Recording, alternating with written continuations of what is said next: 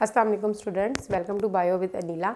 Class 10th का topic जो discuss करने लगे मेरी इस वीडियो में इंपॉर्टेंट है काफ़ी। स्टार्ट करते हैं बिस्मिल्लाहिर्रहमानिर्रहीम। आज का जो हमारा टॉपिक है दैट इज़ नर्वस डिसऑर्डर। आपको क्या लग रहा है कि वो तमाम डिसऑर्डर्स या डिजीज़ जो कि ब्रेन से रिलेटेड है या स्पाइनल कॉर्ड से रिलेटेड है उनको नर्वस डिसऑर्डर्स कहा जाता है। ठीक है, नर्वस बेसिकली नर्वस सिस्टम से निकला है brain and spinal cord. Okay, दो तरह के डिसऑर्डर्स होते हैं बेसिकली बेटा। एक है हमारे पास vascular disorders and the second one is functional disorders. Vascular disorders का क्या मतलब होता है? ऐसे डिसऑर्डर, वेस्कुलर का मतलब यहाँ पर ब्लड वेसल से निकला है कि अगर तो हमारे पास ब्रेन और स्पाइनल कॉर्ड सही काम कर रहे हैं मगर उन तक पहुँचने वाला जो ब्लड है वो ही सही तरीके से नहीं पहुँच रहा due to any disturbance in the blood supply towards brain and spinal cord, जो डिजीज़ हो जाती है वो वेस्कुलर डिसऑर्डर होते हैं। इसका मतलब है कि फैक्ट्री सही काम कर रही है मगर उस तक चीज़ें नहीं पहुँच रही, तो अपनी आउटपुट कैसे दे? फैक्ट्री बिल्कुल सही है मगर उस तक चीज़ जो पहुँच रही वो नहीं सही तरीके से पहुँच रही, तो वो क्या कहलाते हैं? हमारे पास वेस्कुलर डिसऑर्डर कहलाते हैं। ठीक है, और इसमें जो एग्जांपल आ जाती है वो आ जाती है हमारे पास पैरालिसिस, जो कि भी हम डिस्कस भी करेंगे, जिसको फालिज कहा जाता है उर्दू में, वो वेस्कुलर है।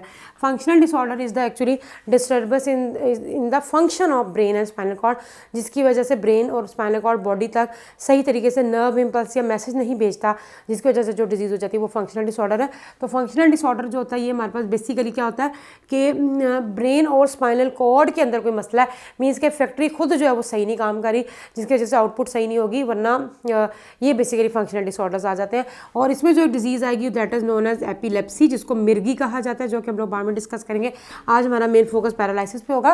There are two types of nervous disorders, vascular disorders and functional disorder. Vascular का मतलब है कि ब्रेन और स्पाइनल कॉर्ड बिल्कुल ठीक है मगर वो जो ब्लड वेसल्स हैं जो कि खून दिमाग और रीढ़ की हड्डी तक लेके जा रही है उनमें कोई प्रॉब्लम हो गई है, ब्लड सही नहीं जा रहा, इसकी वजह से जो डिजीज़ हो जाती हैं वो वेस्कुलर डिसऑर्डर्स में आएंगी, लाइक पैरालिसिस या फॉलिज।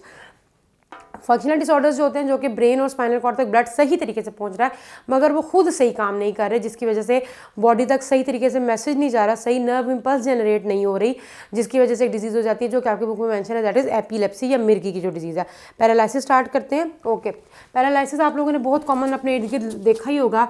वेस्कुलर डिसऑर्डर है। फालिज जो होता है, अक्सर सुना होगा कि लोगों को फालिज का अटैक जो है वो हो गया। पैरालिसिस जो होता है बेसिकली, पैरालिसिस भी इसको कहते हैं, पैरालिसिस भी कहा जाता है। इसमें बेसिकली आपकी जो बॉडी होती है उसके मसल्स जो होते हैं वो काम नहीं कर रहे होते हैं, क्योंकि ब्रेन और स्पाइनल कॉर्ड के पास खून ही नहीं जा रहा होता या सही तरीके से पहुंच नहीं रहा, तो वो बॉडी के उस हिस्से को जिसको कंट्रोल कर रही थी वो कंट्रोल ही नहीं रहता।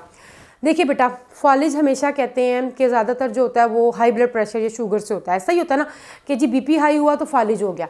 अब बीपी हाई होने से क्या होता है कि ब्लड प्रेशर खुदा न खास्ता इस वजह से हाई होता है कि ब्लड सप्लाई जो होती है, ये खून जो होता है वो गाढ़ा हो जाता है, तो ब्लड के अंदर जो होते हैं वो ब्लड क्लॉट्स बन जाते हैं। अब ये बेसिकली जो ब्लड क्लॉट बना है, छोटा सा ये खून का लोथड़ा बन गया, वो खून की शरियानों में से जा रहा है। आपकी ब्लड कैपिलरीज जो होती हैं वो स्मॉल है, बहुत बारीक है।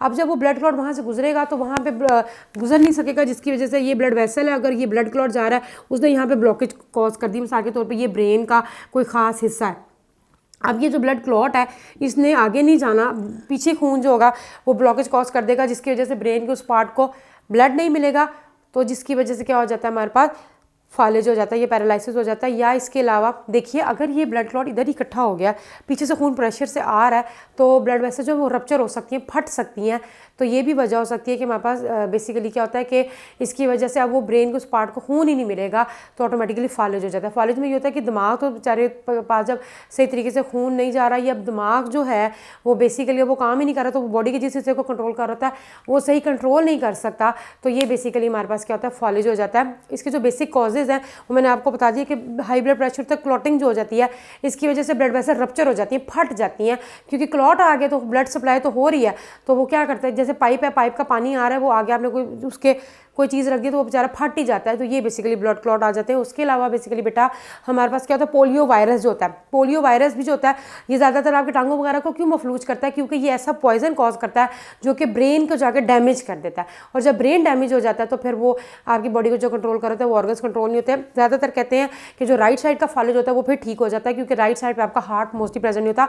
हार्ट जो होता है तो सेंटर में, मगर उसका जो लेफ्ट वेंट्रिकल है जिसने पूरी बॉडी को ब्लड सप्लाई करना है, वो थोड़ा सा लेफ्ट साइड पे होता है। इसकी वजह से लेफ्ट साइड का जो फालिज होता है वो ज़्यादा खतरनाक होता है, बिकॉज उसमें जो हार्ट का सबसे बड़ा चैम्बर लेफ्ट वेंट्रिकल है वो प्रेजेंट होता है फालिज का, ये कहा जाता है। राइट साइड वाला मोस्टली होता है कि वो ठीक हो जाता है। फालिज जो होता है ये पैरालिसिस जो होता है, इसमें क्या होता है कि आपको कहा जाता है कि जिन पेशेंट्स को उनको यखनी दें उसमें आप लहसुन का बहुत ज़्यादा यूज़ करें, गार्लिक का, क्योंकि बेसिकली बेटा जो गार्लिक होता है इसमें ब्लड थिनिंग एबिलिटी है कि ये खून को पतला करता है, या डिस्प्रिन वगैरह दी जाती है। तो ब्लड थिनिंग जो भी चीज़ है वो खून को पतला करेगी, वो जो क्लॉट है अगर वो छोटा सा है तो वो डिजोल्व हो जाएगा और वहाँ पे ब्लड फ्लो दोबारा से ठीक हो जाएगा।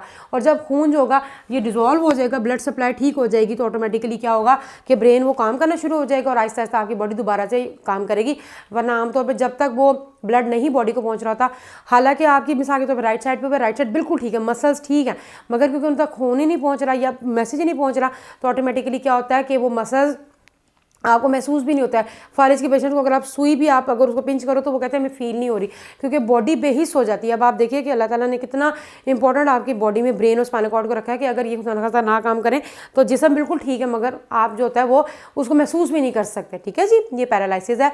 पोलियो वायरस के पॉइजन की वजह से भी हो सकता है, या फिर हाई ब्लड प्रेशर या हाई शुगर की वजह से, हाई कोलेस्ट्रॉल की वजह से खून गाढ़ा हो जाता है, जिसकी वजह से क्लॉट्स बन जाते हैं और वो क्लॉट खून के शरानों में फंस जाते हैं, ब्लॉकेज कॉज कर देते हैं, जिसकी वजह से एक तो ब्लॉकेज की वजह से मैसेज ब्रेन तक ब्लड नहीं पहुंचेगा, प्लस हमारे पास क्या होता है कि वो रप्चर हो जाती हैं या फट जाती हैं।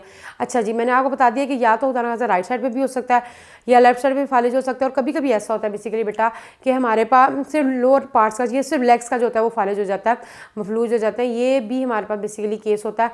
तो ये सारे जो है हमारे पास क्या वेस्कुलर डिसऑर्डर्स हैं जिसमें कि ब्रेन और स्पाइनल कॉर्ड तक ब्लड सप्लाई नहीं जा रही, जिसकी वजह से बॉडी ने सही काम करना छोड़ दिया है। ठीक है जी, एपिलेप्सी हम लोग नेक्स्ट वीडियो में इंशाल्लाह ताला डिस्कस करेंगे। आई होप कि आप लोगों को आज का टॉपिक समझ आ गया होगा। नेक्स्ट वीडियो तक के लिए अल्लाह हाफिज़, दुआ में याद रखिएगा।